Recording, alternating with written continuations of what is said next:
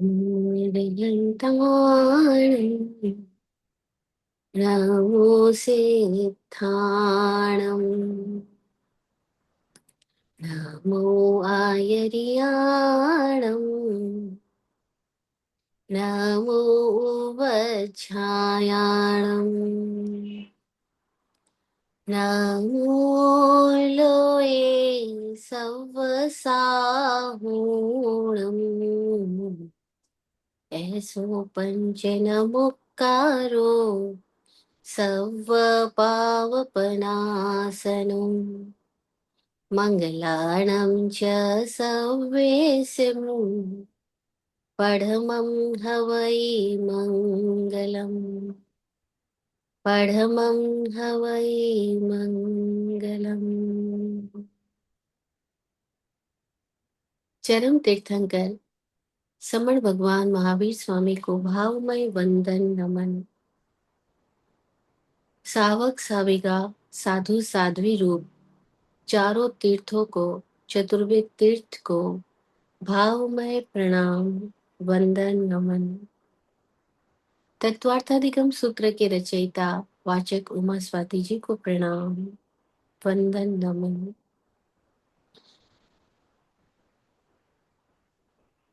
इस जीव को बोध देने वाले, दृष्टि देने वाले आत्मज्ञानी पूज्य श्री विराट गुरु जी एवं स्वामी विकास जी को सतत नमन वंदन प्रणाम। हे सिद्ध परमात्मा, आपकी कृपा से हम सबका सिद्ध स्वरूप उजागर हो, उजागर हो, उजागर हो। सिद्धा सिद्धिं मम दिशन्तु, सिद्धा सिद्धिं मम दिशन्तु, सिद्धा सिद्धिं मम दिशन्तु। ओम।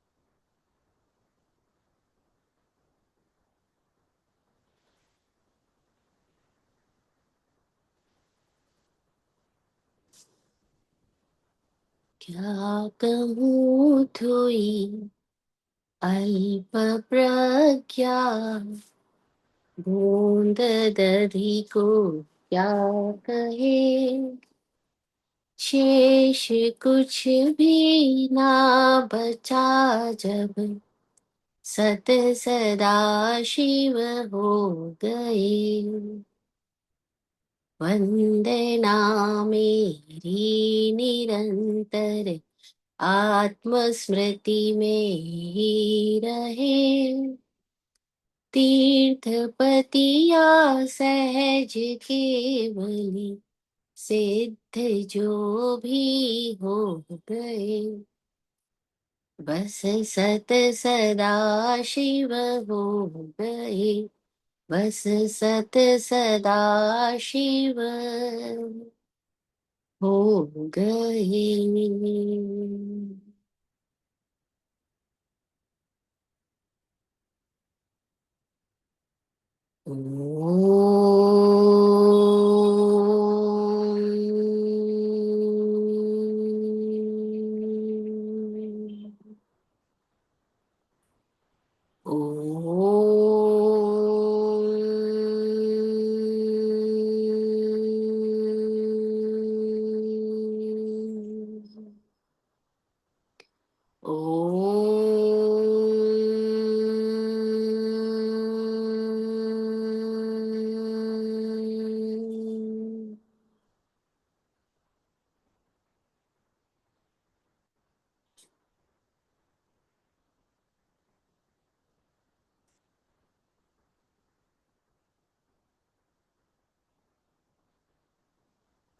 जय गुरु।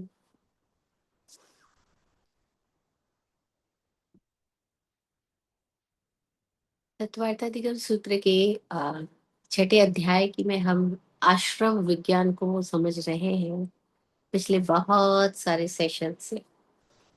ये आश्रम विज्ञान, आश्रम का मतलब हम समझ पाए हैं कि एक ऐसा आ, घड़ा जो छिद्रों वाला हो और उस घड़े को कोई नदी में डाल दे तो उन छिद्रों में से घड़े में पानी अंदर घुस जाएगा और पानी बाहर भी आएगा।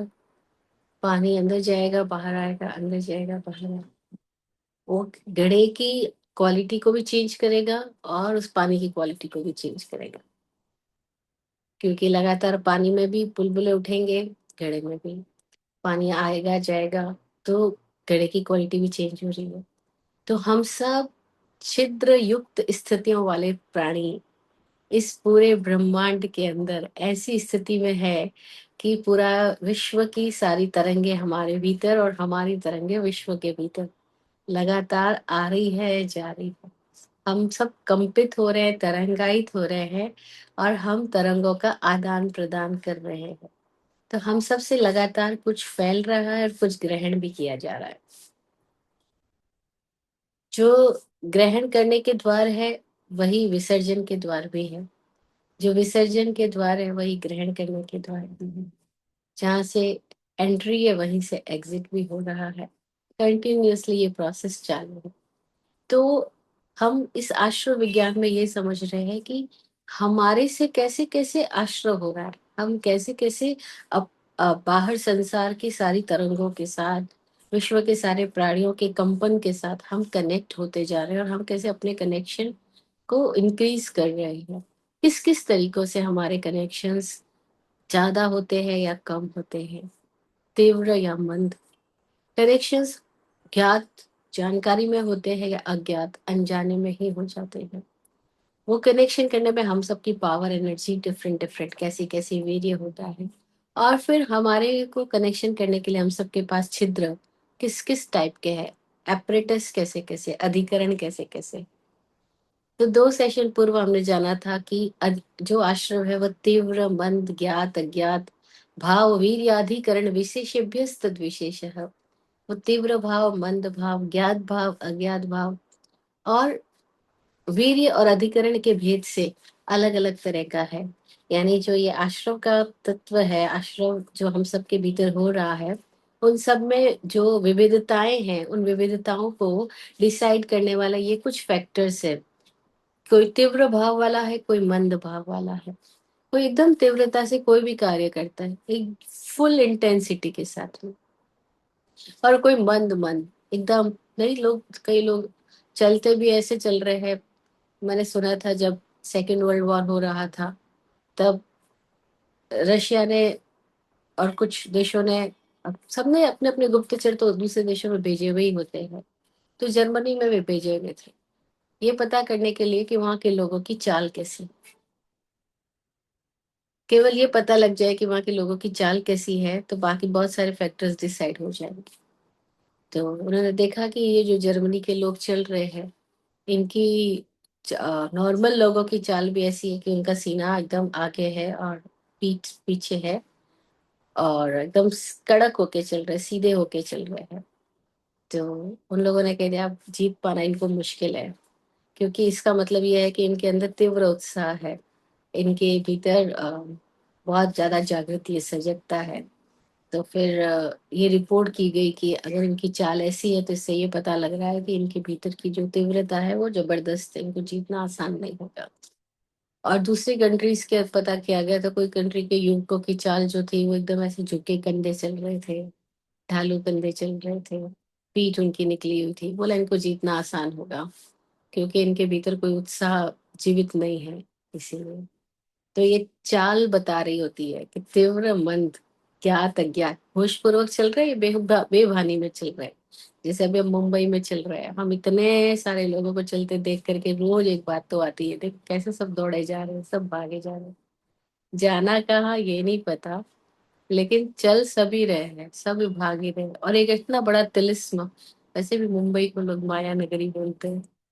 तो ये इतना बड़ा तिलिस्म यहाँ है, सारी बिल्डिंग्स का तिलिस्म, कहाँ कहाँ एक एंट्री गलत हो गई तो पता नहीं कहाँ रोड के किस साइड पहुंच जाएंगे। तो इतना मजेदार हो रहा है यहाँ पे, सब देख देख करके रोज हम हैरान होते हैं कि कैसा बड़ा तिलिस्म में हम सब यहाँ भगाए जाते हैं, भगाए जाते हैं। सबको आगे एक कैरेट लगा दी गई है, नहीं, आगे सब लोग जा रहे हैं कि इसमें आगे पैसा मिलेगा, होप, आशा, आशा सबको भगाई जाती है। कल सुख मिलेगा, बिल्डिंग मिल जाएगी तो सुख मिलेगा, ये हो जाएगा तो वो सुख मिलेगा। और आदमी इस आशा में कैसे भागे जाता है। तो बोला तीव्र भाव, मंद भाव, कोई तीव्रता से चलता है। मुंबई में समय इतनी तीव्रता से चलता है, पता ही नहीं चलता कब 24 घंटे पूरे हो गए। रात का 12, 1, 2 बजे, 3 बजे तक भी मुंबई ऐसे लग ही नहीं रहा है कि लोग सोए हैं क्या। गाड़ियां चली जा रही सड़कों के ऊपर, शांति जैसी स्थिति, बहुत कठिन है। लेकिन हमने वो भी मुंबई देखी जब हम कोरोना का काल में मुंबई में आए थे। सारी मुंबई एकदम शांत थी, सारी सड़कें एकदम शांत थी। हमारी गाड़ी चार चल रही थी क्योंकि हमारे पास कोई पास मिला हुआ था उन दिनों में, तो हम पूरे इंडिया में ट्रेवल कर पा रहे थे। तो इतना वो देखने का अलग ही मौका मिला था कि पहली बार हम मुंबई को ऐसा भी देख रहे थे जहाँ आदमी नहीं थे सड़कों पे, और अदरवाइज सड़कें पूरी आदमियों से पटी रहती है। तो तीव्र भाव से, कई कई कई समय ऐसा लगता है तीव्रता से जा रहा है। अब इसी समय अगर किसी गांव में जाके बैठ जाओ ना, जैसे पालीताना में जाके बैठ जाते हो, ऐसा लगेगा मंद भाव से समय जा रहा है। लोग आराम आराम से चल रहे, किसी को कहीं कोई जल्दबाजी नहीं है। कश्मीर में हम थे, ऐसे डल लेक में हम रह रहे थे, लोगों की लाइफ में एकदम डल, एकदम आराम आराम से चल रहे, किसी को कोई तीव्रता नहीं है, उत्तेजना नहीं है। तो य- यह टाइम कॉन्शियसनेस इतनी ज्यादा बढ़ गई हमारे भीतर, मुंबई में है, महानगरों में है। क्यों? क्योंकि यह सबको कोई हर चीज में जल्दी पड़ी है, जल्दी पड़ी है। रोड क्रॉस कर रहे हैं, एकदम जल्दबाजी में कर रहे हैं। ट्रैफिक के नियमों का उल्लंघन कर रहे हैं क्योंकि सबको जल्दबाजी है। हम देख रहे थे कल कि लोग कोई कोई ट्रैफिक के नियमों का उल्लंघन करके कैसे आगे भागे जा रहे थे, सबको जल्दबाजी है। तो ये जल्दबाजी में हमारे प्राण किस भांति गति करते हैं, हमारे प्राण प्राण तीव्रता के साथ में निकल रहे होते हैं। और तीव्रता के साथ में हम भी वातावरण को उद्वेलित कर रहे होते हैं, अशांत कर रहे होते हैं। तो ये आश्रव विज्ञान बताता है, कोई तीव्रता से आश्रव कर रहा है, कोई मंदता से आश्रव कर रहा है, कोई तीव्रता से उल्टा भी होगा, संवरित भी होगा, निर्जरित भी होगा। उसके भावों की ऐसी स्थिति भी होगी। जैसे स्वामी जी के एग्जाम्पल में कई बार फील करती हूँ, जब भी स्वामी जी से बातचीत होती है, स्वामी जी लोगों को अपना एक्सपीरियंस शेयर कर रहे होते हैं कोई बात पे, तो वो बताते हैं कि वो जब पहली ही बार मेडिटेशन का प्रयोग किया, उनकी लाइफ में फर्स्ट मेडिटेशन का प्रयोग कोई था। और वो कहते हैं मेरी लाइफ में कभी मेडिटेशन का एम भी नहीं आया था, उसके पहले मुझे पता भी नहीं था मेडिटेशन का एम क्या होता है। And that was the first time कि उनके भीतर कोई एक स्थिति पैदा हुई, और उन्होंने उनको जैसे ही स्थिति पैदा हुई कि अब मैं किसी की नहीं मानूंगा, खुद खोजूंगा, खुद जानूंगा, अपना लाइफ का एक्सपीरियंस करूंगा। और सबका मानते मानते तो जीवन में कभी दुख ही दुख रहा, खुशियां तो रही नहीं। इसका मतलब है कि लाइफ के कोर्स में कुछ तो चेंज करने की आवश्यकता है। क्या चेंज करना है वो उनको नहीं पता, लेकिन कुछ तो चेंज करने का संकल्प पैदा हो गया अंदर में। उन्होंने कह रहे वो पहले वाली जिंदगी नहीं जीऊंगा, नहीं क्या जीऊंगा वो उनको बिल्कुल नहीं पता, अज्ञात में खड़े हैं। एक ऐसे जगह खड़े हैं जहाँ पिछला अतीत तो उनको पता है, लेकिन आगे का कोई अगला क्षण भी नहीं पता। कहते हैं उस क्षण कोई अनजान नंबर से मैसेज आता है कि जयपुर में फला फला जगह पे मेडिटेशन होने वाला है। और वो मेडिटेशन के बारे में जानकारी लेते हैं और वहां चले जाते हैं अगले दिन मेडिटेशन करने के लिए। तो घर से संकल्प करके जाते हैं कि मैं पूरा अपना आपको झोंक दूंगा और मर ही जाऊंगा आज तो। वो कहते हैं कि वो पहले प्रयोग में इतनी तीव्रता थी पूरी बॉडी के अंदर, वो सक्रिय ध्यान का प्रयोग था जो ओशो ने डायनेमिक मेडिटेशन प्रयोग दिया वो था। वो कहते हैं उस डायनेमिक मेडिटेशन में पहले ही प्रयोग के अंदर उनकी पूरी बॉडी, पूरी एनर्जी उन्होंने उसके अंदर झोंक दी। कहते हैं पहले ही प्रयोग में अंदर कुछ ऐसा पैदा हो गया जिसको मैं इंटेलेक्चुअली समझने में मुझे कुछ साल लग गए कि ये हुआ क्या था। कि आज मैं कह सकता हूँ महावीर ने जो भेद विज्ञान दिया वो भेद विज्ञान क्या है, वो मैं अपने अनुभव, लेकिन ये अनुभव उनको उस दिन हुआ था जब इनके पास शब्द नहीं थे ये भेद विज्ञान क्या होता है। ये भेद विज्ञान नाम का शब्द हम लोगों में से कितने सारे लोगों ने सुना होगा, लेकिन हमको इसका कोई अनुभव नहीं है। हमारे लिए ये कोरा शब्द है। बहुत सारे शब्द हमारे लिए एकदम कोरे हैं जिसके पीछे हमारा कोई अनुभव नहीं है। लेकिन वो कहते हैं जिस दिन हुआ उस दिन मेरे पास भी कोई शब्द नहीं था, लेकिन वो हुआ, वो पहले ही प्रयोग में कुछ भीतर हो गया। कुछ सेपरेशन हो गया, लेकिन वो क्या हुआ ये नहीं पता। उसको मैं इंटेलेक्चुअली कनेक्ट ही नहीं कर पा रहा कि मेरे साथ हुआ क्या है, लेकिन कुछ तो भी ऐसा हुआ। ऐसे ही एग्जाम्पल मैंने उनका सुना था, इकहार टोले के बारे में। उनका बुक मैं पढ़ रही थी, तो उन्होंने भी ऐसे ही बोला कि उस रात उनके भीतर कुछ हो गया। वो कुछ ऐसा हो गया कि उनको ये वो कनेक्ट ही नहीं कर पा रहे कि वो हुआ क्या है। उसको कुछ टाइम बाद में उनको समझ में आया कि वो जो हुआ वो कुछ सेपरेशन हो गया। अब उनको समझ आ रहा है कि जीवन क्या है और वो जो जीवन का कवर क्या है। जैसे सेल फोन और उसका कवर डिफरेंट डिफरेंट है, हमें समझ आता है, हम सेल फोन का कवर चेंज कर रहे होते तब। सेल फोन और कवर, कवर लगते ही सेल फोन बिल्कुल डिफरेंट हो जाता है ना। उसका कलर सब कुछ दिखने वाला, और तरह तरह के रंग बिरंगे कवर्स यहाँ मिलते हैं ना। तो ये भीतर कुछ और है और बाहर जीवन कुछ और है। ये सेपरेशन उनके अंदर कैसे पैदा हुआ, बोलते एकदम तीव्रता से कुछ हुआ। एक हाथ टोले के भीतर वो तीव्रता वाली रात थी कि एकदम तीव्रता से वो निराशा में थे, भयंकर निराशा में थे। और वो भयंकर निराशा से छलांग लग गई। और ये छलांग एक्सट्रीम से लगती है अक्सर। स्वामी जी अक्सर एग्जाम्पल देते हैं कि आपको रूम से बाहर निकलना है तो आपको रूम की दहलीज पर जो आना होगा वो एक्सट्रीम पॉइंट है, दहलीज। उस दहलीज से आप बाहर जा सकते हो। आप जहाँ बीच में कहीं बैठे हो, बीच से आप बाहर नहीं जा सकते, आपको बाहर जाने के लिए कोई दहलीज पे जाना पड़ेगा, कोई एक्सट्रीम पे जाना पड़ेगा। चाहे आप रूम के इस एंड वाले गेट पे जाओ या उस एंड वाले गेट पे जाओ, दोनों ही एंड वाले गेट पे जा सकते हो, लेकिन जाने के लिए आपको एक्सट्रीम पे जाना पड़ेगा। दैट्स हाउ कि हम सबको अपने ही जीवन में कोई एक ऐसी तीव्र स्थिति आएगी, कोई इंटेंसिटी होगी। स्वामी जी अक्सर एग्जाम्पल देते हैं कि आप 98 डिग्री तक पानी हजारों वर्षों तक गर्म करते जाओ, वो भाप नहीं बनेगा। उसमें क्वालिटेटिव चेंज नहीं आ सकता है। 99 डिग्री पे क्वालिटेटिव चेंज नहीं आ सकता है। क्वालिटेटिव चेंज कब आएगा? जब ये वाटर बॉयल होता होता 100 डिग्री तक पहुंच जाएगा, बस क्वालिटेटिव चेंज तुरंत आ जाएगा। तो बहुत कितने हजारों लाखों लोग हैं जो मेडिटेशन का प्रयोग कर रहे हैं, अपने अपने आस्थानुसार, उनकी अपनी अपनी श्रद्धा क्षमता अनुसार। दुनिया भर में मेडिटेशन के तरह तरह के प्रयोग चल रहे हैं, और अलग अलग कितनी संस्थाएं सिखा भी रही हैं, सीख भी रही है। लेकिन अक्सर देखो ना, वो लोग इतने सालों से सामायिक कर रहे हैं, प्रतिक्रमण कर रहे हैं, मेडिटेशन कर रहे हैं, यात्राएं कर रहे हैं, लेकिन हो क्या रहा है? क्योंकि वो पानी 97 डिग्री, 95 डिग्री, किसी का 40 डिग्री, किसी का 50 डिग्री, वो 100 डिग्री तक उबल ही नहीं रहा है। वो 100 डिग्री पे जब पहुंचेगा तभी उसमें क्वालिटेटिव चेंज आएगा, तभी वो पानी वाष्प बन करके उठ जाएगा। अब वो गैसीय फॉर्म में आ जाएगा, अब वो भाप बन जाएगा, लेकिन उसके पहले नहीं बन सकता है। तो ऐसे हम सब लोग बोलते हैं इतने सालों से कर रहे हैं, कुछ चेंज क्यों नहीं हो रहा? चेंज क्योंकि इंटेंसिटी मैटर करती है। तीव्र भाव, मंद भाव। हम तीव्र भावों से जिस दिशा में जाते हैं उस दिशा में हमारे कोई ना कोई भीतर परिवर्तन आ ही जाते हैं। हमने सुना कोई लोग तीव्रता से हिंसा में उतर जाते हैं, कोई लोग तीव्रता से ध्यान में उतर जाते हैं, कोई लोग तीव्रता से पूरी सजगता में आकर के ज्ञात भाव में आ जाते हैं, एकदम हर चीज के प्रति अब होश पूर्वक हो जाते हैं।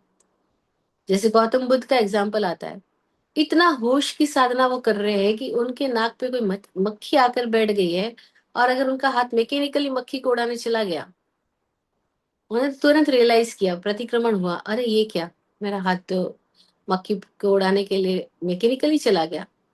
इसका मतलब कि मैं होश में नहीं था उस क्षण में, ये मेरी परमिशन से नहीं गया था। वो दोबारा उस हाथ को उधर लेके वापस जाते हो। आनंद पूछ रहा है, अभी तो कोई था ही नहीं, आपने हाथ ऐसा क्यों किया? पहले तो मक्खी आई थी इसलिए आपने हाथ ऐसा किया, अभी तो मक्खी प्राणी कोई भी नहीं था, अब आपने हाथ ऐसा क्यों किया? वो बोले कि वो जब गया था हाथ तो मेरी होश में नहीं गया था आनंद, मैं होश की साधना कर रहा हूँ। इसका मतलब तो मुझसे गलती हो गई कि मेरा हाथ ऐसे ही चला गया। नहीं नहीं, मेरे अगर मेरा हाथ भी उठे तो मेरी जानकारी में उठना चाहिए। ज्ञात भाव, अज्ञात भाव। अगर मेरे भीतर कोई विचार भी आ रहा है, तो बुद्ध इतना प्यारा एग्जाम्पल देते थे, कहते थे जिस घर में दिया जल रहा है उस घर में चोर घुसने से डरता है। अगर भीतर दिया जल रहा है तो चोर घुसने से डरता है। हमारे भीतर भी अगर होश का दिया जल रहा है तो विचार आने से कांपेगा, नहीं ये विचार आएगा ही कैसे। अभी हम बोल देते हैं कि ऐसे ही विचार आते रहते हैं, हम क्या करें, है ना। हम विचारों को कैसे हैंडल करें, क्योंकि होश का दिया नहीं जल रहा है। होश का दिया चल रहा है और मालिक जागा हुआ है, तो चोर अंदर घुसने से पहले खुद ही बाहर से चला जाएगा। वो देख लेगा मालिक जागा हुआ है और दिया भी जल रहा है। तो ऐसे हमारे भीतर अगर मालिक जागा हुआ है और होश का दिया जल रहा है, तो विचार आने से डरेगा, सपना आने से डरेगा, वो आएगा ही नहीं, क्योंकि वो वहीं आ सकता है जहाँ अंधेरा है। जहाँ उजाला है वहां वो नहीं आ सकता है। तो ज्ञात भाव अज्ञात भाव, ये हमने सूत्र से जाना।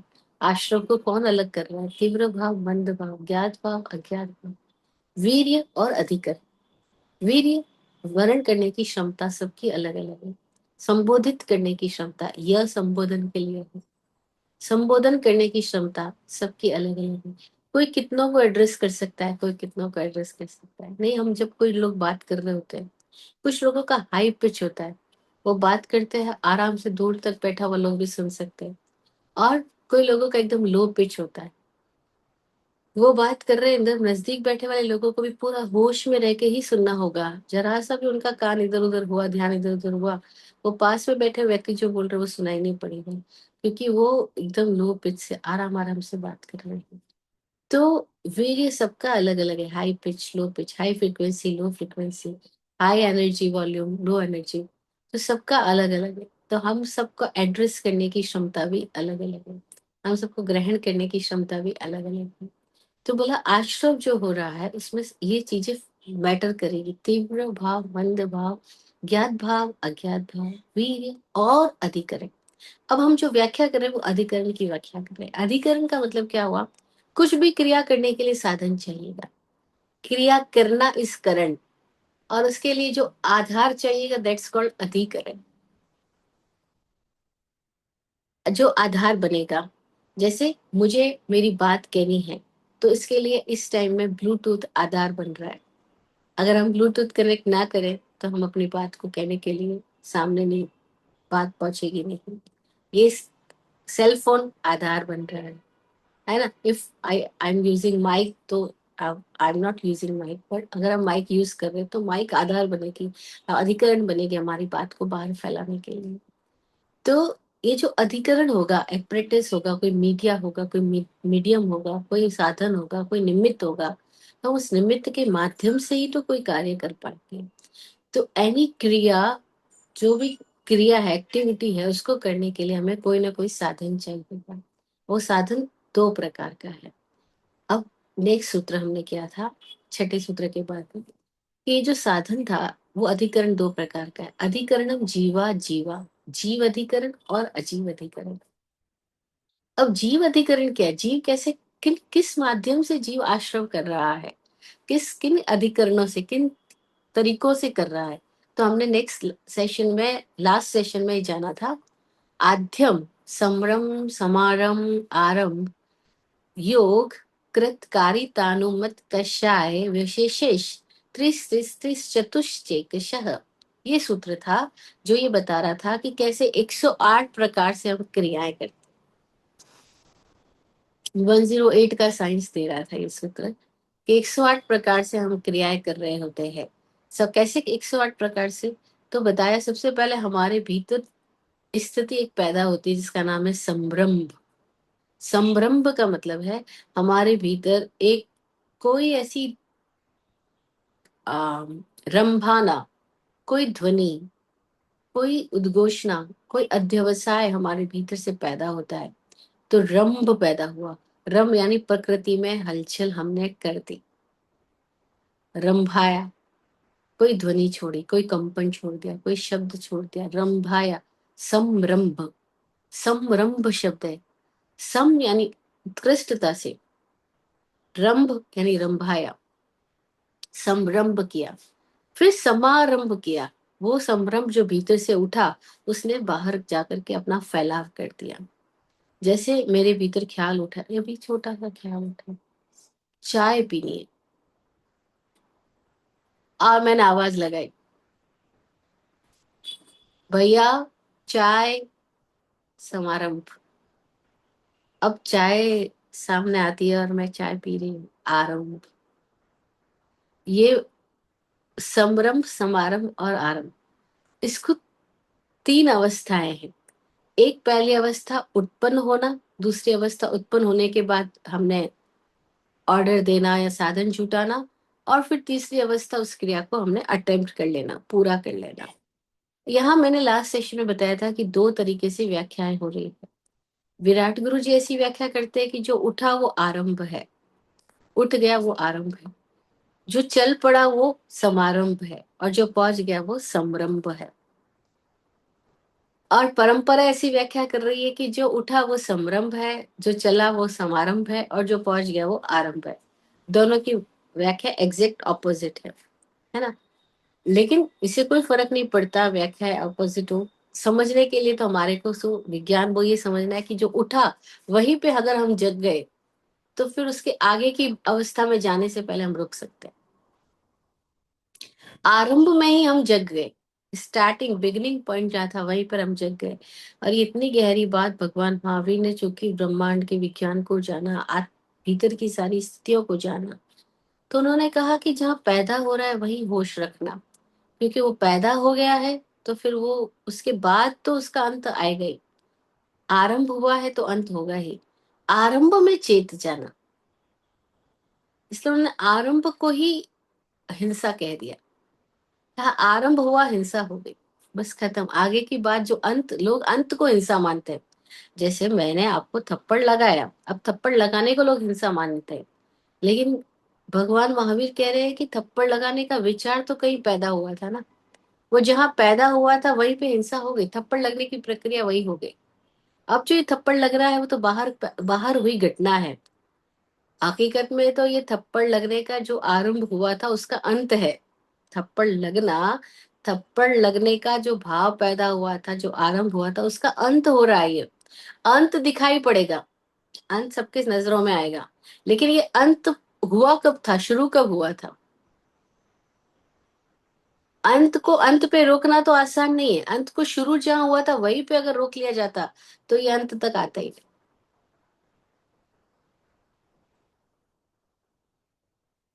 उत्तराधन सूत्र के पहले अध्याय में जब हम बात कर रहे थे विनय श्रुत में, तो वहां एक बहुत प्यारी गाथा में एक शब्द आया था, तब हमने मनोविज्ञान को इस अपेक्षा से समझा था।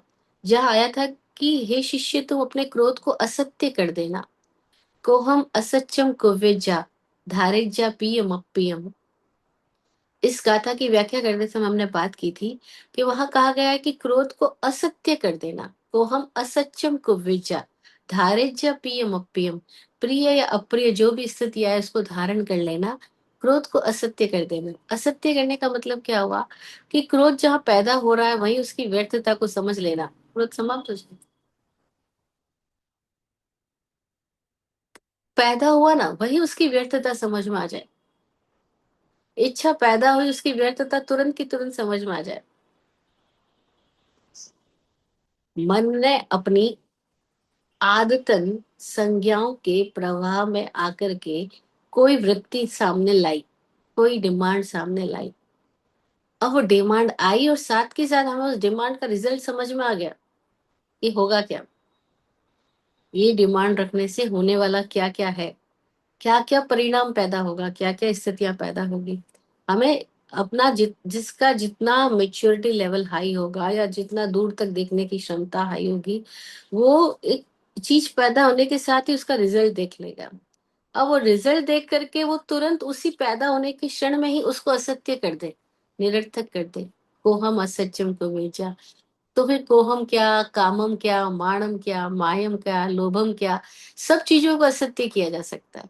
असत्य करने का मतलब क्या हुआ कि हमें उसकी व्यर्थता समझ में आ गई तो वो असत्य हो गई। उसका महत्व समझ में आता है तो वो हम पे हावी हो जाते हैं। जैसे हमें किसी चीज का महत्व, हम इम्पोर्टेंस देने लग जाते हैं, वो हमारे दिलो दिमाग पे हावी हो जाती है। नहीं, कई बार ऐसा होता है, लोग बोलते हैं कि हम उसको भुलाना चाहते हैं, जितना भुलाना चाहते हैं वो उतना ही ज्यादा याद आते हैं। वो गाना भी है ना फिल्म का, तुमको भुलाना चाहा तुम उतने ही याद आए। तो तो विराट गुरु जी कहते थे भुलाना चाहोगे तो ज्यादा याद आएगी, भुलाना मत चाहो। भुलाना चाहने में भी तुम महत्व तो उसी को दे रहे हो, जिसको भुलाना चाह रहे हो, इम्पोर्टेंस तो उसी को दे रहे हो। जब तुम इम्पोर्टेंस दे रहे हो तो ज्यादा ही याद आएगा ना। वो कहते बस इम्पोर्टेंस देना बंद कर दो, महत्व देना बंद कर दो, मोह घट जाएगा।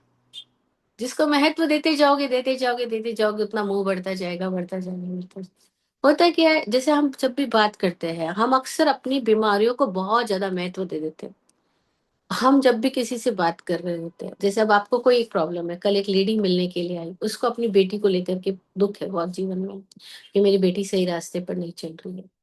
तो उसके मुंह से ये लाइन कि मुझे अपने बच्चों को लेकर के परेशानी है, कोई थाउजेंड्स टाइम निकल गई होगी, है ना, उसको होश नहीं है, क्योंकि वो तो बोले जा रही है, वो तो अपने दुख को बोले जा रही, थाउजेंड्स टाइम्स वो बोले जा रही है, मेरे को अपनी बेटी को लेकर परेशान हूँ।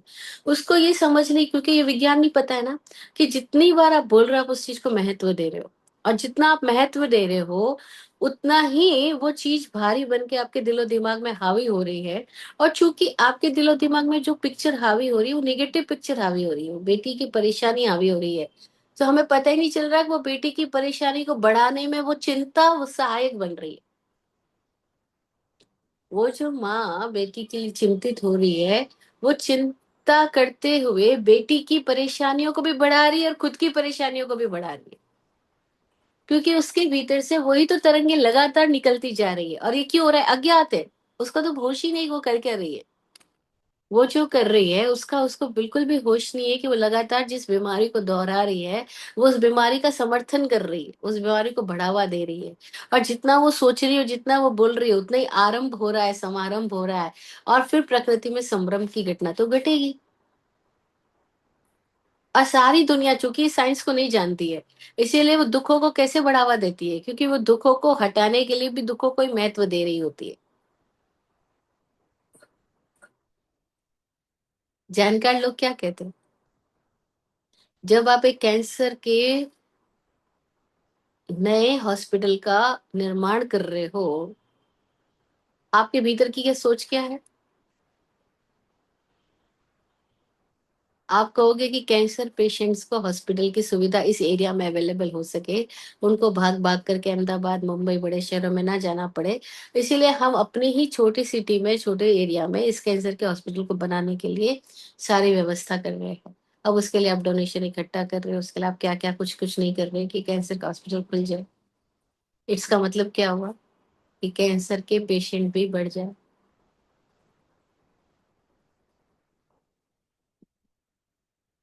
क्योंकि अगर पेशेंट नहीं होंगे तो ये हॉस्पिटल कैसे चलेगा? अब आप कहने को तो ऐसे कह रहे हो कि भाई कैंसर के रोगियों को दूर ना भागना पड़े, ये ना होना पड़े, उनको हमारे एरिया में प्रॉपर इलाज मिल सके, इसलिए हम कैंसर का हॉस्पिटल बनाना चाह रहे हैं। बट वी डोंट नो कि कैंसर का हॉस्पिटल बनाना के चाहने का मतलब ये है कि कैंसर के रोगियों को बढ़ावा देना, क्योंकि हॉस्पिटल चलेगा कब?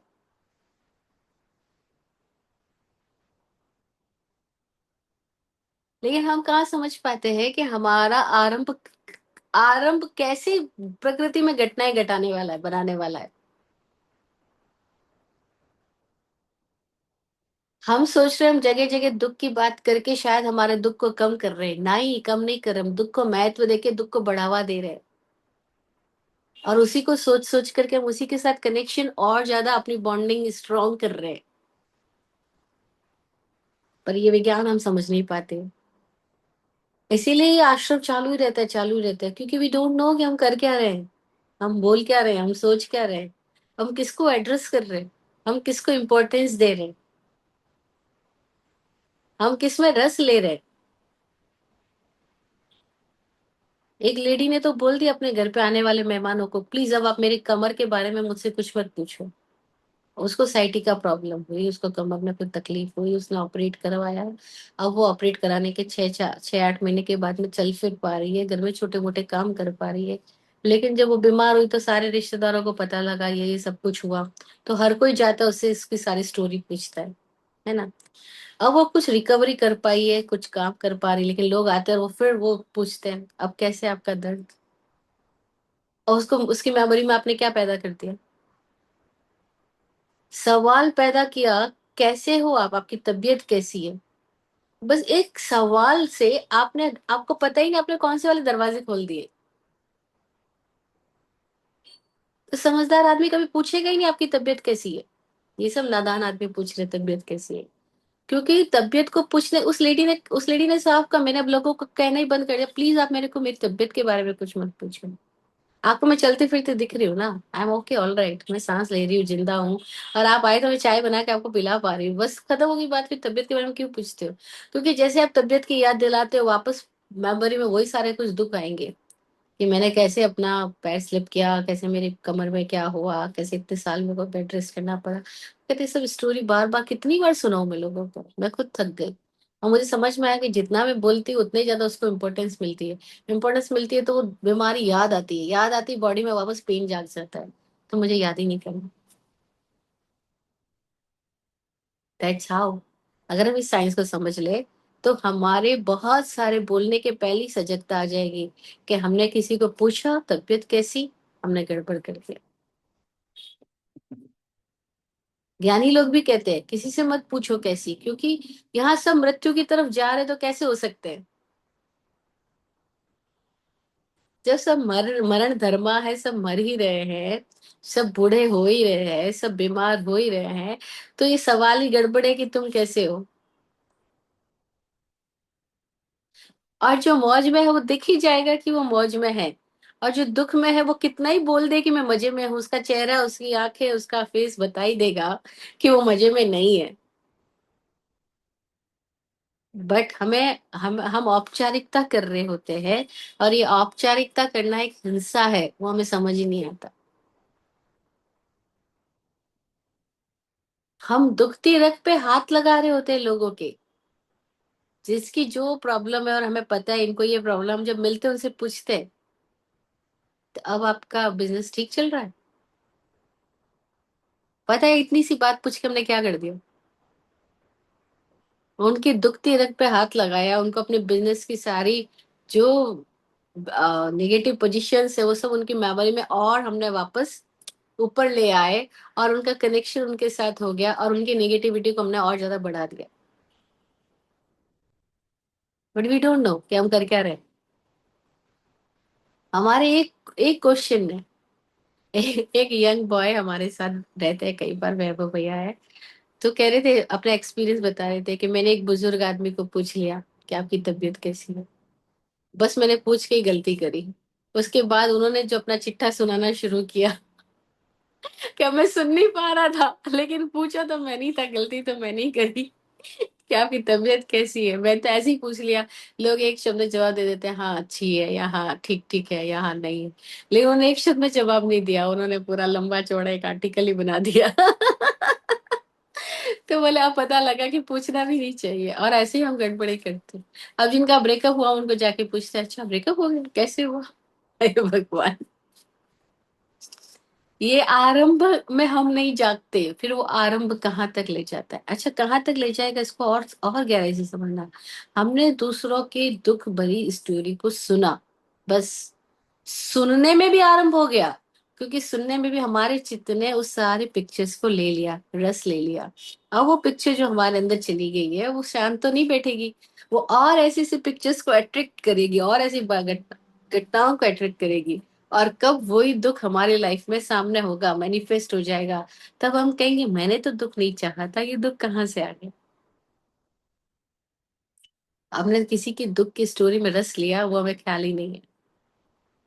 हमने किसी की नेगेटिव परिस्थितियों को देख करके उसकी चर्चाएं करी थी, हमें ख्याल ही नहीं है, हमें चर्चा करने की आवश्यकता ही नहीं थी। लेकिन हम चर्चा कर रहे थे, हम चर्चा कुछ सीख समझ लेने के लिए नहीं कर रहे थे। हम चर्चा बस किसी के दुखों की कहानियों को सुनाने में रस ले रहे थे। और हमने कब आरंभ कर दिया। तो ये आरंभ में हम नहीं जागते, फिर वो आरंभ अंत तक ले जाता ही है, और आरंभ में ही अंत निहित है। तो अंत को अंत के समय नहीं बदला जा सकता है, अंत को आरंभ में बदला जा सकता है।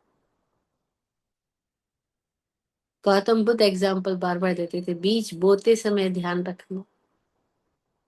अब बीज बो दिए है तो फिर फसल काटनी पड़ेगी। इसीलिए बीज डालते समय ध्यान रखना कि वो बीज कौन सी क्वालिटी का डाल रहे हो आप। अगर सड़े गले बीज डाल दिए हैं, बीमार बीज डाल दिए हैं, तो वो जो बीमारी की फसल लाएंगे वो फसल काटनी पड़ेगी। इसीलिए बीज डालते समय ध्यान रखना, उत्तम बीजों को डालना। डालना ही है तो उत्तम बीजों को डालना। तो कहते थे ध्यान से रहना। हर प्रक्रिया में कहते हैं होश रखना, दिया जलाए रखना, होश पूर्वक करना, नहीं तो कौन से भी बीच पड़ जाएंगे अंदर और पता ही नहीं चलेगा। और अक्सर ऐसा होता है। एक बार का मैं अपना एक्सपीरियंस सुनाती हूँ। मेरा ये एक्सपीरियंस इतना मुझे मजेदार लगता है। मेरा कानपुर की सेंट्रल जेल में प्रवचन देने का मौका हुआ। तो उसमें भी लेडीज विंग में, and I was surprise, it was the first experience for me कि मैंने 100 से ज्यादा महिलाओं को कैदी के रूप में वहां पे देखा, जिनमें 16 साल की भी थी, और कोई तो नव जन्म लिया हुआ बच्चा भी था, और 70 साल की लेडीज उसके अंदर थे। और इतनी महिलाएं वहां पर जेल के अंदर। और जो मैं बातचीत कर रही हूँ उनके साथ में, मैंने कहा ऐसे ही बात नहीं, अपन आप कुछ पूछिए, आपको जो भी बात हो। तो सबने अपने अपने दुखड़े सुनाए और बोले हम यहाँ पे आई क्यों। तो उनमें से एक महिला ने पूछा कि मेरे घर पे मेरे दामाद रहने के लिए आए, और उनको मैंने जिस कमरे में सुलाया उस कमरे का पंखा टूट के उनके ऊपर गिर पड़ा, और उन्होंने मेरे ऊपर केस कर दिया, और आज मैं यहाँ पे कैद हूँ। तो इसमें मेरी क्या गलती कि उनका पंखा टूट के गिर पड़ा। उन्होंने मेरे ऊपर ब्लेम किया कि मैंने जानबूझ के उनको मारने की कोशिश की, ये वो एक्स वाई जेड। तो उसमें मेरी क्या गलती कि मैं यहाँ पर हूँ आज। तो भगवान अन्याय करता है। बहुत सारे लोगों का क्वेश्चन यही था कि भगवान अन्याय करता है, हमने कुछ किया ही नहीं और हम यहाँ पर है, हमारी क्या गलती थी जो हम यहाँ पर। तब मुझे उनको समझाते हुए, उनके साथ बात करते हुए मुझे पहली बार समझ में आया कि ये जो कृत कारित अनुमत का विज्ञान भगवान ने दिया, इसी सूत्र में है, देखो, संभ्रम समारंभ आरंभ योग, कृत कारित अनुमत, हाँ, कषाय विशेष स्त्री स्त्री स्त्री चतुष्चेक्षर। ये सूत्र कह रहा है कि हमने संभ्रम किया, समारंभ किया, आरंभ किया, कृत खुद किया, कारित करवाया, और अनुमति हमने किसी की अनुमति दे दी, अथवा कोई और कर रहा था हमने उसमें रस लिया, अथवा कोई और कुछ कर रहा था हमने उसकी जानकारियां इकट्ठी करी। बस इतने में भी हम उस क्रिया के साथ बंध गए, हमने एड्रेस कर लिया और हमारा संबंध बन गया। और हम सब बेहोशी में कर रहे हैं। हम जो न्यूज़पेपर में रस ले रहे हैं, न्यू मूवीज में रस ले रहे हैं, हिंसात्मक मूवीज में रस ले रहे हैं। मैंने उस बहन को बताया, बहन, करना ही करना नहीं है, आपने कुछ ऐसा ऑर्डर दिया वो भी करना है। और आपने कभी चाहा कि मेरी बेटी को ये मेरा दामाद बहुत तंग करता है, ये साला जिंदगी में इसके ना ही रहे तो मेरी बेटी सुखी हो जाए। क्या आपके भीतर कभी ऐसा विचार आया आपके दामाद को लेकर के, किसने आपकी बेटी की जिंदगी को नरक बना डाला, ये है ही क्यों? अब ईमानदारी से बताना। आपने पंखा नहीं गिराया, लेकिन आपके भीतर कभी विचार तो आया होगा उस दामाद को लेकर के। तो बोलते उस विचार का क्या है, मैंने किया थोड़ी कुछ। वो अपनी जगह सही, क्योंकि उसको वो ज्ञान नहीं है, विज्ञान का पता ही नहीं है कि कैसे भाव काम करता है और कैसे कर्म बनता है, उसको क्या पता। लेकिन हमको भी क्या पता। अगर आपके भीतर कभी आया उस दामाद के प्रति और आज ये घटना घटी है, तो वो आरंभ जब हुआ था तब तो होश था ही नहीं। आपने डायरेक्टली पंखा नहीं गिराया, लेकिन पंखा गिरा और आपके घर में गिरा, और आपने उसको रूम अलॉट किया था कि तुम इस रूम में सोना, और उन्होंने आपके ऊपर ब्लेम किया। तो वो ब्लेम ऐसे ही नहीं पैदा हो गया। उसके भीतर भी तो था कि मेरी सास की वजह से मेरी मेरी पत्नी ने पूरा घर खराब कर रखा है, क्योंकि सास कान भरती है।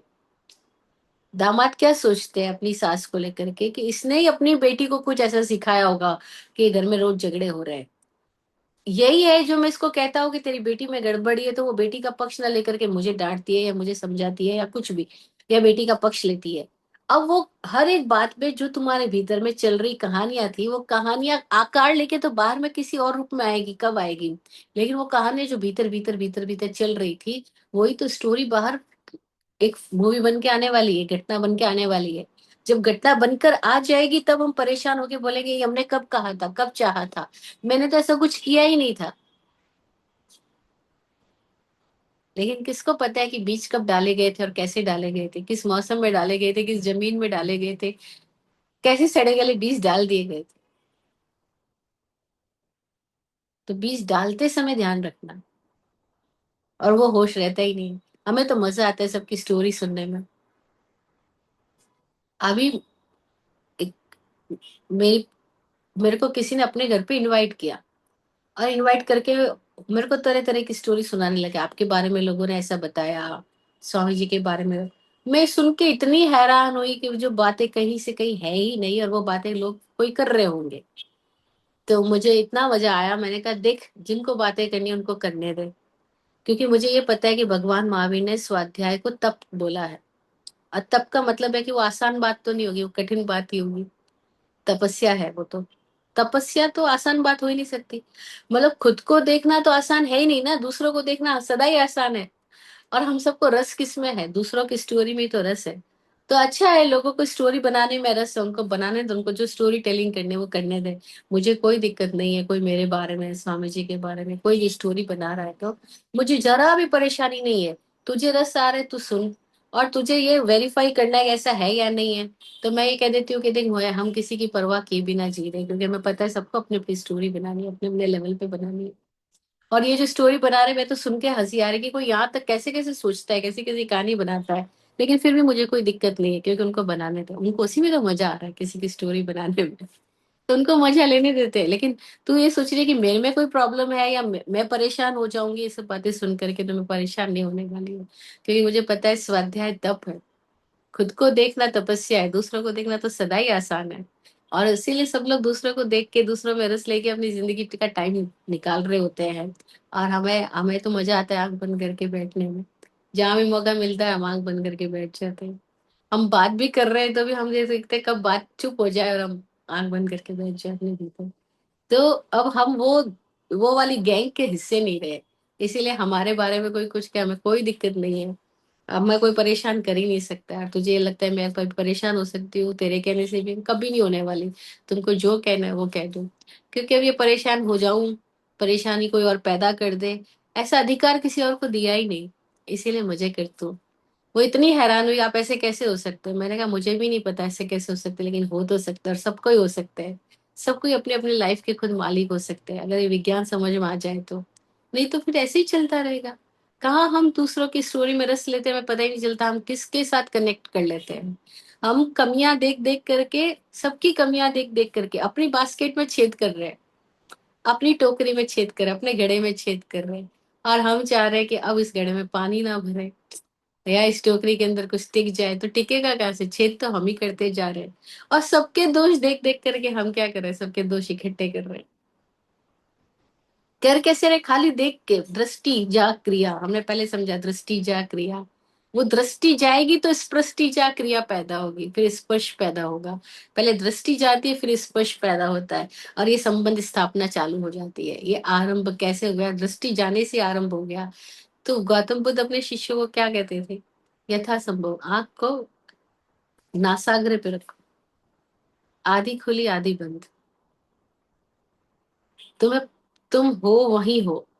आंख को नाक के आगे के हिस्से पे बनाए रखो, बस उतना ही देखो जितना तुम्हारे चलने के लिए देखना आवश्यक है। भगवान महावीर ने जब समिति गुप्ती की बात कही, तो चलते हुए साधक के लिए कहा, बस वो अपनी छाया प्रमाण को ही देखे।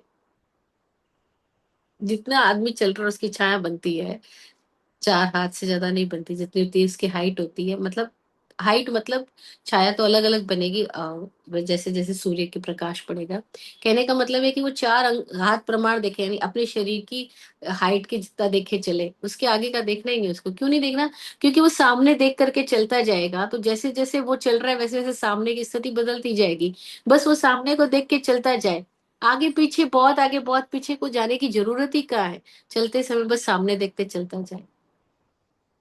उतना ही देखे जितना भी आवश्यक है, उससे ज्यादा देखना भी नहीं। और जब बैठा है तो आग को या तो बंद कर ले, या फिर नाक के अग्रभाग पे लगा ले, बस। एक्स्ट्रा के प्रति जाना ही नहीं। क्योंकि कब आरंभ हो जाएगा और वो कौन से अंत तक ले जाएगा। तो उस कानपुर की जेल में बहुत सारे एक्सपीरियंस हुए, बहुत सारी स्टोरी सामने आई। सबने अपने अपने कई सारे दुखड़े सुनाए और बोला ऐसा क्यों हुआ, ऐसा क्यों हुआ। तब मैंने उनको जब भगवान महावीर की ये स्टोरी बताई, उनके कान में कीले ठोके गए, उन्होंने कैसे एक शैया पालक के भव में क्या किया था, क्या स्थिति पैदा हुई थी। उनका क्या रस रहा था, और उस रस के वजह से उनके भीतर क्या एक अहंकार पैदा हुआ था। अब वो अहंकार, वो रस कैसे कैसे घटनाओं का निर्माण करता है। और वो भगवान होते हुए क्या कृष्ण जेल में पैदा नहीं हुए, क्या महावीर को एक कष्ट नहीं आए, क्या राम को वनवास नहीं आया। तो जेल वस्तु तो यही जेल जेल नहीं है, हम सब जेल में। इस चार दीवारी का नाम जेल रख दिया इसलिए तुम्हें कष्ट हो रहा है कि तुम जेल में हो, लेकिन हम जहां भी बैठे हम सब जेल में ही तो बैठे हैं। जरा देखो तो सही। धीरे धीरे धीरे धीरे जब उन लोगों को कुछ कुछ रियलाइजेशन शुरू हुआ कि हाँ कृष्ण की जिंदगी थी, मैंने कहा उनकी जिंदगी जितने कष्ट तो हमारे पास है ही नहीं। उनके कष्ट उठा के देखें, भगवान महावीर की जिंदगी के कष्ट देखें आप, इनकी कृष्ण की जिंदगी के कष्ट देखें, उनके कष्टों के सामने हमारी फहरिस्त में क्या आएंगे। फिर भी वो भगवान है, क्योंकि उन्होंने उन कष्टों को कष्ट नहीं समझा, उन्होंने कष्टों के बीच में अपने आप को कुछ निखार लिया। जब मैं उनके साथ बात कर रही थी तो मुझे रियलाइज हुआ कि स्थानक में प्रवचन करने की बजाय, उपासना में प्रवचन करने की बजाय, ये जेल में जब बात कर रहे हैं, यहाँ महावीर के विज्ञान की ज्यादा जरूरत है। क्योंकि यहाँ लोग उस परिस्थिति में है, उनके सामने प्रश्न जीवित है। और कई बार उपाश्रय स्थानक में तो लोग खाली सुनने के लिए सुनने आ रहे हैं, उनके भीतर कोई प्रश्न नहीं है, और वो तो एकदम सब सज्जन बने हुए हैं, चेहरा एकदम, मुखौटा एकदम व्हाइट वॉश्ड है। उनको तो कोई जरूरत ही नहीं किसी चीज की, ऐसा लगता है। वो तो कोई ऐसे ही महाराज साहब पे कुछ उपकार करने के लिए सुनने आ रहे हैं कि भाई हम भी आपके प्रवचन में आ जाते हैं। औपचारिकता के लिए आ रहे हैं, क्योंकि टैग लगाने के लिए या अटेंडेंस लगाने के लिए आ रहे हैं। उनके भीतर कोई रिक्वायरमेंट नहीं, कोई क्वेश्चन नहीं है, उनके भीतर कोई ज्वलंत ज्वलंत स्थिति नहीं है कि जिसका वो समाधान ढूंढ रहे हो।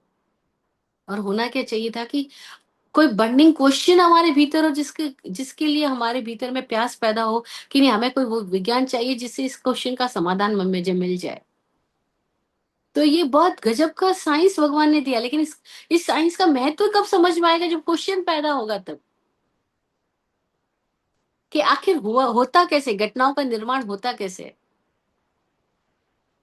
घटनाएं आकार लेती है तो लेती कैसे है, ये विज्ञान इस सूत्र में है कि संभ्रम से, समारंभ से, आरंभ से, कृत से, कारित से, अनुमति से, मन से, वचन से, काया से, क्रोध, मान, माया और लोभ का रसायन मिल जाने से ये 108 प्रकार के तरीके से ये क्रियाएं आकार लेती है। 108 कैसे हुआ? संभ्रम, समारंभ, आरंभ, थ्री, थ्री इंटू योग थ्री, मन वचन काया के योग, 3 इंटू 3 9, फिर 3 इंटू 3, और फिर इनके साथ में हमने जोड़ा कृत, कारित, अनुमत, फिर से 3, 27, और फिर 27 के साथ 4 कषाय जुड़ गए, 27 इंटू 4, 108। ये 108 का साइंस है। इस तरीके से हमने घटनाओं को आकार दिया है। अभी अनुमति से जुड़ रही है कितनी सारी बातें, हम कर नहीं रहे, खुद नहीं कर रहे, लेकिन हम करने वालों में रस ले रहे हैं। हम दूसरों के विज्ञापन देख देख करके उसके अंदर इंटरेस्ट लेते हैं, और फिर कब विज्ञापन की दिशा में हम भी चले जाते हैं। एडवर्टाइजमेंट, बिल्डिंग्स बड़ी बड़ी का एडवर्टाइजमेंट आया, बस हमारे भीतर भी आ गया ऐसी बिल्डिंग बनानी है। और वो बिल्डिंग बनाने का ख्याल हमारी आवश्यकता से कहीं नहीं आया, वो बिल्डिंग बनाने का ख्याल बिल्डिंग का विज्ञापन देख करके आ गया। ऐसी ड्रेस खरीदनी है, ये ख्याल कहाँ से आया? खाली वो देखने से आ गया। तो ये जब ख्याल आ रहा है उसी वक्त चीज जाना। अब आप कहोगे ऐसा तो कैसे पॉसिबल है, क्योंकि इतने सारे जब हम एडवर्टाइजमेंट देखते हैं तो मन में ख्याल तो आता है। अब बस ख्याल आया उसी वक्त देख लेना, चित्त ने उस चित्र को पकड़ लिया, चित्त गया, उस चित्र को कैप्चर किया और अंदर डाल दिया। अब जैसे ही मौका आएगा वो कैप्चर किया, वो जो फाइल है अंदर, वो सामने आएगी। और अब वो जो फाइल सामने आएगी और उस वक्त हमारे सामने कोई भी सिचुएशन हुई, हम वो अटेम्प्ट करेंगे। लेकिन वो जो क्रिया करेंगे उसके घटनाएं, जो रसायन पैदा हुआ था वो पहले ही कैप्चर कर लिया गया था। अगर कैप्चर ही ना करता ये घटना ही पैदा नहीं होती। तो कैप्चर करते समय चेत जाना, इसीलिए ये सूत्र सबसे महत्वपूर्ण सूत्र है, क्योंकि ये हमें ये बता रहा है कि हम कैसे अपने लाइफ की घटनाओं का निर्माण कर रहे हैं, आरंभ कर रहे हैं। संभ्रम, समारंभ, आरंभ 3 योग से कर रहे हैं, मन से भी, वचन से भी और काया से भी, बोल के भी कर रहे हैं, मन से भी कर। कैसे हमारे मन में आ जाता है, या मतलब इतना इतना महीन है अंदर माया का भाव। खाना बना रहे हैं, रोटी बन रही है, और रोटी बनती बनती भीतर भाव आ जाता है, ये वाली रोटी इनको खिलानी है, ये वाली रोटी इसकी थाली में जानी है। भीतर भी भेद पैदा हो जाता है, वो लेडी के भीतर आ जाता है, ये तो हस्बैंड की थाली में जानी चाहिए, और ये नौकर की थाली में, ये जेठानी की थाली में, ये बच्चों। और लेडीज के भीतर ऐसे तुरंत भाव चेंज हो जाता है। दूध डालते डालते भाव हो जाता है कि दूध की मलाई मलाई अपने बेटे को डाल देती है, बिना मलाई वाला दूध उसको डाल देती है। और जब और किसी को दूध देना है, दूध कम पड़ रहा है, तो पानी मिला करके उसको दूध दे देती है। और वो कैसे भाव बदल जाता है, पक्षपात आ जाता है। और एकदम सूक्ष्मता से हमारे भीतर माया चलती थी, भेदभाव पैदा हो जाता है। और फिर जब वो लौट के हमारे पास आता है, कोई भेदभाव कर रहा होता है, हम कहते हैं, देखो ना, वो मुझे तो ऐसा व्यवहार करती है और उनके साथ ऐसा करती है। वो मेरे को तो कम प्रेम से खिलाती है, उसको अच्छे प्रेम से खिलाती है। मेरे को तो ऐसा रूखा सूखा डालती है, उनको अच्छा डालती है। अरे हमारे भीतर कब आया था, हमने तो देखा ही नहीं था। और क्या पता अभी भी जो आ रहा है, कोई हमें डाल रहा है या नहीं डाल रहा है, लेकिन उस घटना को देख तो हम रहे हैं। भाई कोई हमको रूखी सूखी डाल रहा है, ये उस घटना को देख तो हम रहे हैं। और हम उस घटना को कैसे ले रहे हैं, वो हमारा कर्म, वो हमारा आश्रम। वही एक वो भी तो मुनि थे जिसकी रोटी के ऊपर उनके गुरु ने थूक दिया। जब रोटी के ऊपर गुरु ने थूका, तो उस मुनि के भीतर भाव आया, हे गुरुदेव, इस रोटी पे घी नहीं था, आपने घी भी लगा दिया, धन्यवाद। और कोई ऐसा होता जो क्या रोटी के ऊपर थूक दिया, वो रोटी को उछाल के अपने गुरु के चेहरे पे फेंकता, क्या आपने समझ के क्या रखा है हमको। अब वो जो प्रतिक्रिया करने के तल अलग अलग पैदा होते, वो क्यों पैदा होते, क्योंकि उन्होंने उस तरीके की वृत्ति से अपने आप का सिंचन किया है। और हमने किस तरीके की भावनाओं से अपने आप को कैसे बीज अपने भीतर डाले हैं, घटनाएं वैसी निर्मित होकर के आएगी। एक ने तो लगातार ये भाव डाला है कि जो भी हो रहा है मेरे मंगल के लिए हो रहा है, मेरे साथ जो भी हो रहा है वो मेरे भले के लिए हो रहा है। तो वो हर चीज में भलाई देखता जाएगा, देखता जाएगा। अब उसकी दृष्टि भलाई देखने वाली हो गई है, तो उसके स्पर्शन में भी, घटनाओं में भी भलाई की क्रियाएं प्रकट होती जाएगी। लेकिन एक ने दृष्टि में डाल रखा है, मेरे साथ हमेशा पक्षपात होता है। अब ये लाइन बोलते समय कि मेरे साथ हमेशा पक्षपात होता है, उसके भीतर ये नहीं है कि अच्छे पक्ष में आता है, उसके भीतर ये कि बुरे पक्ष में आता है।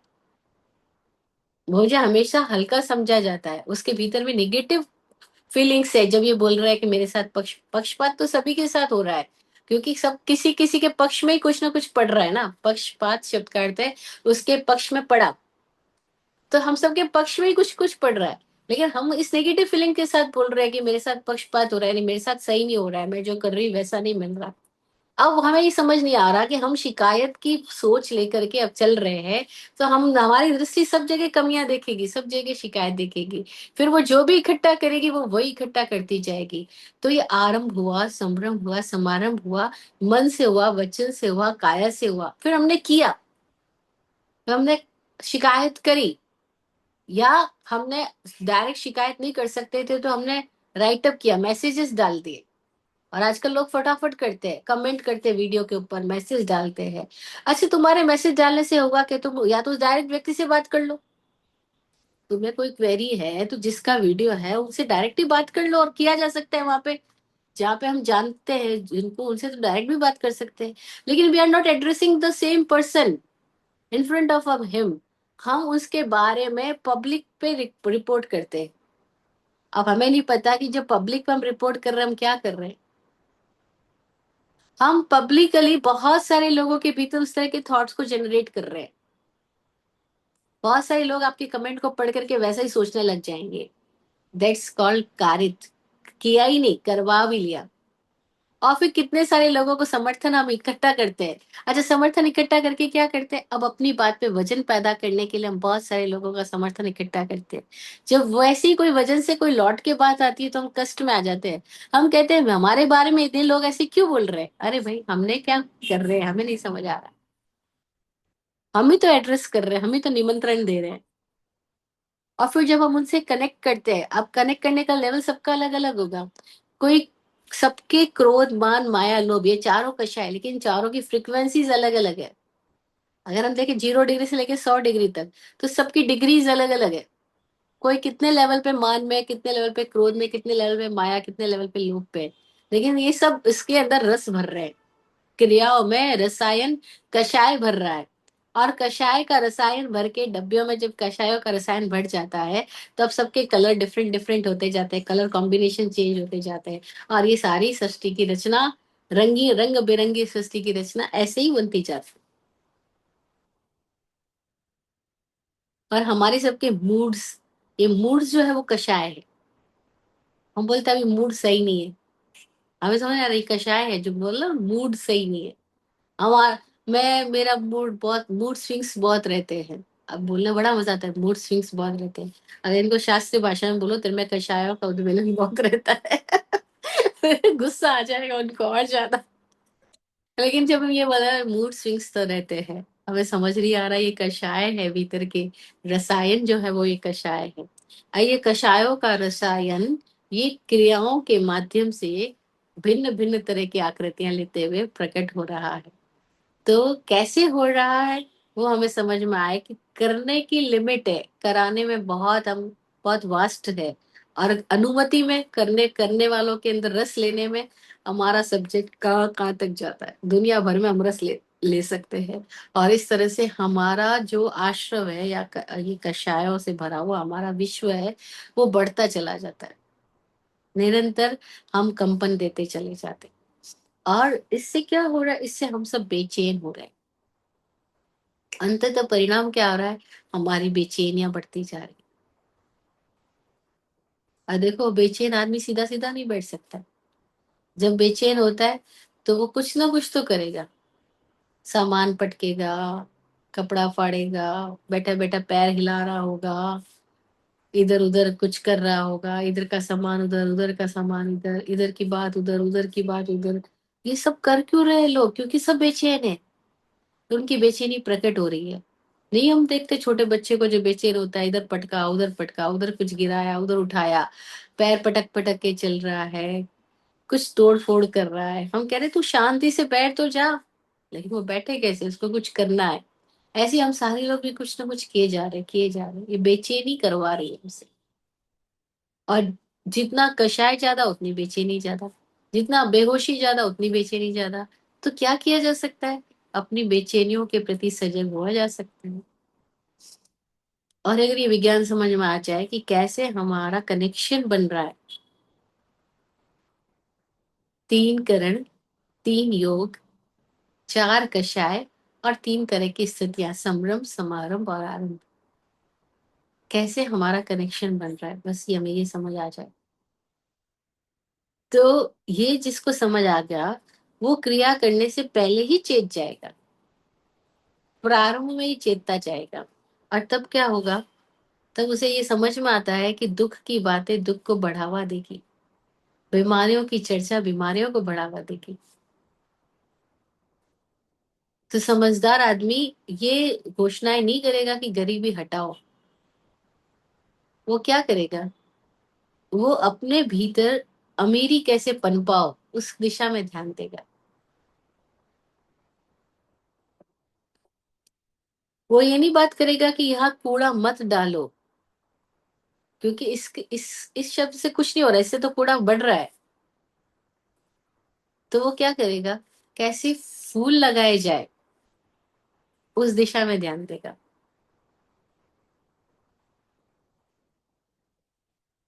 समझदार आदमी किसी आतंकवाद के खिलाफ रैली नहीं निकालेगा, क्योंकि उसमें आपका ध्यान किस दिशा में गया, आतंक की तरफ गया। वो विरोध की दिशा में कोई रैली नहीं निकाल रहा है, वो क्या कर रहा है, कोई सृजनात्मक प्रक्रिया में अपना हिस्सा बन रहा है।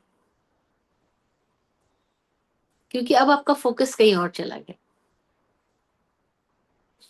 तो समझदार आदमी कैंसर रोग का हॉस्पिटल नहीं खोल रहा है, वो क्या कर रहा है, अपने शरीर को योगा से स्वस्थ कैसे रखना है, अपने शरीर के भीतर कोई और एक तत्व है जो शरीर को चला रहा है, उन वृत्तियों को कैसे विशुद्धि में लाना है। वो वृत्तियों को चलाने वाला कोई और पीछे मालिक बैठा है, वो होश में है या नहीं है उसका कैसे ख्याल रखना है। तो वो सीधा जड़ पे जाके काम करेगा, उससे सारी फसलें अच्छी होगी, बीज को सही करता जाएगा, फसल सही आती जाएगी। और नादान आदमी क्या करेगा, वो कहेगा इस बुराई की फसलों को बुराई से काटो, और बुराई को बुराई से काटा ही नहीं जा सकता। गौतम बुद्ध भी वही बात समझा रहे, महावीर भी वही बात समझा रहे, और आज के युग में भी हमें वही बात समझने की जरूरत है कि भाई वैर को वैर से नहीं जीता जा सकता, हिंसा को हिंसा से नहीं जीता जा सकता। क्या किया जा सकता है, अपने भीतर कोई प्रेम का दिया जलाया जा सकता है, और एक एक व्यक्ति अपने भीतर प्रेम का दिया जला दे बस, तो विश्व युद्ध हो ही नहीं सकता। लेकिन हम सोचे नहीं, उसने बम बनाया मैं भी बम बनाऊं, तो बनाओ, फिर तो बमबारी होगी।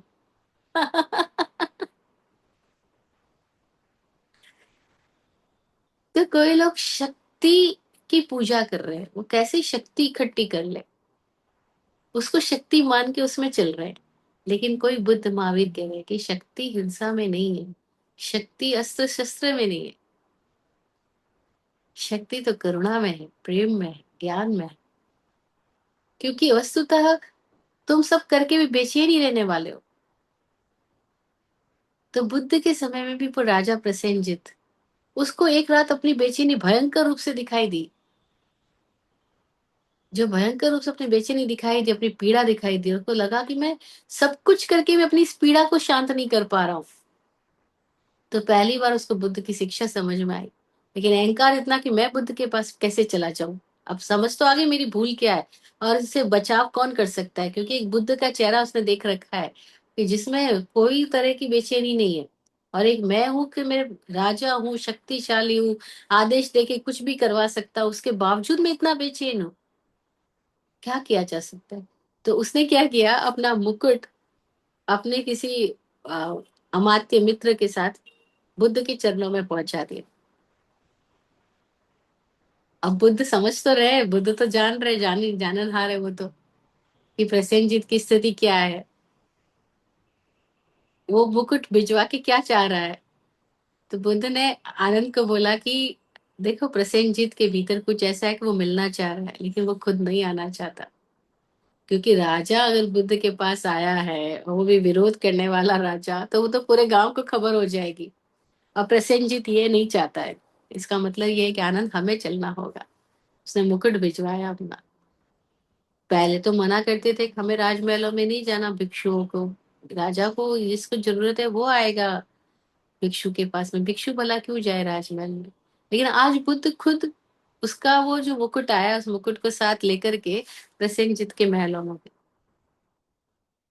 और प्रसेनजीत की चेहरा देख करके बोला, अपनी व्यथा अपनी पीड़ा समझ आ रही है ना प्रसेनजीत, ये धन से पीड़ा शांत नहीं होती, ना शक्ति से होगी, ना युद्धों को जीतने से होगी। अब प्रसेनजीत रो पड़ा, तो फिर होगी कैसे शांत। बस इस बेचैनी को शांत करने का जो मार्ग है, उस विधि का तुम अनुसरण करो, तुम्हारी बेचैनी भी शांत हो जाएगी।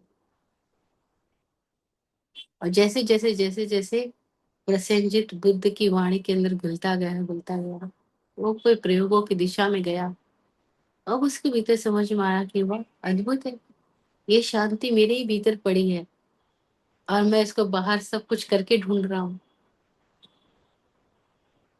तो वो लोग क्रिया विज्ञान को अपनी जीवन की व्यर्थताओं से समझ पाए कि कैसी क्रियाएं हम कर रहे हैं, जिससे कि ये जीवन का सारी बेचैनियां बढ़ती जा रही। तो बेचैनी ने उद्वेलित किया और उनके भीतर बोध जागा। अगर हम जिस तल पे खड़े हैं, हमको हमारी बेचैनियां दिखाई दे रही, तो हमें भी ये क्रिया विज्ञान का बोध अपने ही जीवन के अनुभव से समझ में आएगा। मैं कितनी व्याख्या करने की कोशिश करूं, सब नाकाम है। लेकिन जब जीवन की कोई परिस्थिति सामने आती, जब प्रश्न सामने आता है, और तब इस सूत्र का एप्लीकेशन अगर हमें आ जाए, तब हमें इस सूत्र की इंपॉर्टेंस समझ में आएगी कि ये सूत्र क्या बताने जा रहा है। ये हमारी चाबी को, बहुत जबरदस्त चाबी है ये, हमारे भीतर के सारे तलों के प्रश्नों को समा खोलने के लिए, कि हम कैसे अपनी बेचैनियों का निर्माण कर रहे हैं। हम कैसे अपनी बीमारियों का निर्माण करते हैं, अगर ये समझ में आ जाए तो हम बीमारियों का निर्माण करना बंद भी तो कर सकते हैं। बस प्रसेनजीत को समझ में आया उस रात को, उसने बुद्ध का दिया हुआ जो विधान था, जो प्रयोग था, वो अपनाना शुरू किया। और वो दिया जला के सामने आंख बंद करके, आंख खोल के, आधी आंख खोल के बैठा है दिए के सामने। कभी प्रसेनजीत को ऐसा सोचा भी नहीं गया था कि क्या ये राजा कभी ऐसा होगा कि ये दिए की ज्योति पे ध्यान कर रहा होगा। ये तो लगातार आतंक फैला रहा था, लेकिन अब उसकी बेचैनियों ने उसको बदल दिया। और बुद्ध ने जो ज्ञान दिया, अब वो ज्ञान उसको उस समय मिला। कहते हैं, जब तवा गरम हो तभी उसके ऊपर कुछ सेका जा सकता है, ठंडे तवे पे आप कुछ नहीं सेक सकते। वो तवा गरम था और अब बुद्ध का ज्ञान गया। उसको जरूरत थी, वो तीव्रता की जरूरत थी। जो तीव्र रूप से कषायों से आवेशित था, उद्वेलित था, पीड़ित था, अपनी बेचैनियों से परेशान था, और उसको चैन चाहिए था। और तब बुद्ध ने जो ज्ञान दिया उसके लिए, ठीक उसी वक्त उसकी आवश्यकता के अनुरूप उसको समाधान मिल गया। और अब वो दिए की ज्योत पे ध्यान लगा रहा है, और मजा होता जा रहा है, मजा होता जा रहा है, मजा होता जा रहा है। वो शांत होता जा रहा है। और वो जो उसके चारों ओर लोग थे, जिसको कि उसी ने किसी समय बताया था कि हमें बुद्ध का विरोध करना है, आज वो लोग राजा का विरोध करने आ गए कि तुम क्या कर रहे हो, तुम भी उसी बुद्ध के चरणों में पागल हो गए क्या, जहाँ और लोग पागल हो गए। वो बोला नहीं, अब मुझे मार्ग मिल गया। तो ये मार्ग मिला है, बहुतों को मिला। बहुत लोग तिरे हैं, बहुत लोग तिर रहे हैं, हम भी तिर रहे हैं। तो ये आरंभ विज्ञान, ये 108 प्रकार से क्रिया का बंध जो होता है, यह विज्ञान अपने ही लाइफ की कोई स्थिति से समझ में आता जाए, आता जाए। और हर स्थिति में अगर हमें सामने रख के अपन देख पाए तो इतना जबरदस्त होगा, हमारे भीतर सब कुछ बदल जाए। वही जहाँ अंधेरा था उजाला हो जाए। तमसो माँ ज्योतिर्गमय, मृत्योर्मा मृतंगमय, असतो माँ सद्गमय।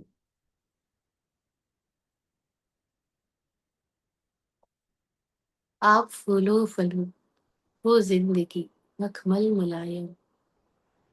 आप फूलो फलो, वो जिंदगी मखमल मुलायम।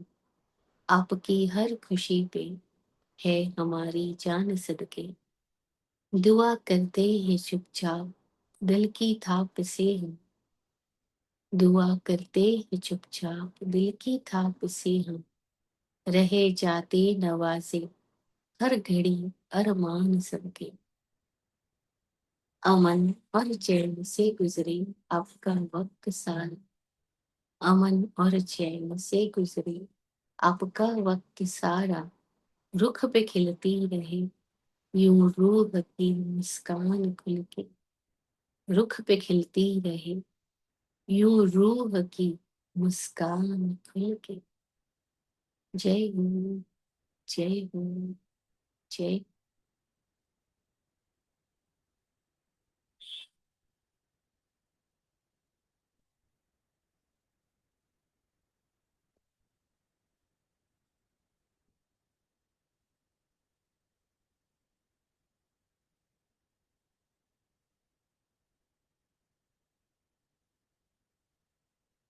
सबका कल्याण